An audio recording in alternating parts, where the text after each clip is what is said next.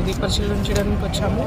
So ఆ రోజు మనకి 22nd రాత్రి మనకి గోదావరిలో తెప్పోత్సవం జరుగుతుంది. 23వ తారీఖు ఎర్లీ మార్నింగ్ ఇక్కడ మనకి ఉత్తర ద్వార దర్శనం ఉంటుంది. సో దానికి కావాల్సిన అరేంజ్మెంట్స్ కానీ సిబ్బందికి ఇవ్వాల్సిన ఇన్స్ట్రక్షన్స్ అవన్నీ ఈరోజు మేము చూసి ఇవ్వడం జరిగింది.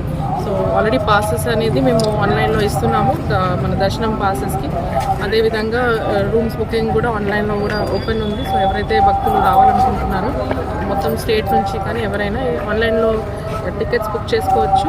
వాళ్ళకి కావాల్సిన అన్ని అరేంజ్మెంట్స్ కూడా ఇక్కడ మేము చేసి రెడీగా ఉంచాము. సో వాళ్ళకి భక్తులకి ఎలాంటి అసౌకర్యం కలగకుండా మేము అన్ని అరేంజ్మెంట్స్ కూడా చూస్తున్నాం. కోటి సందర్భంగా ఏర్పాట్లన్నీ కూడా కలెక్టర్ గారితో పాటు ఈరోజు వచ్చి చూడడం జరిగింది.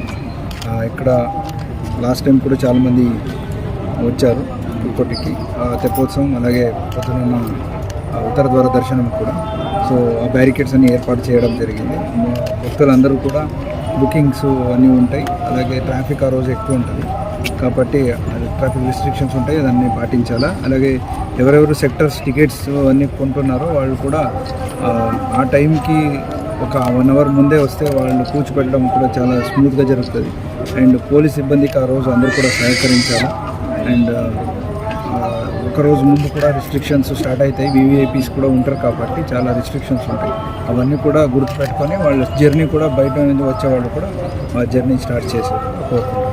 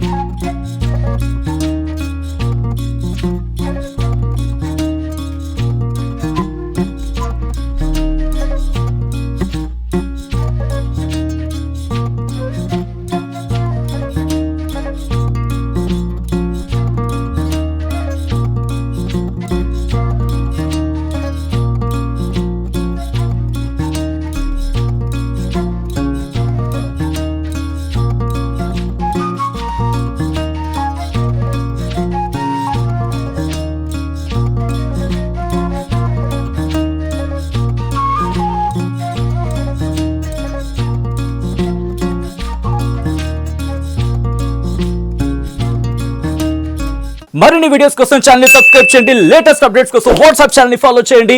అండ్ లింక్ డిస్క్రిప్షన్ లో ఉంది.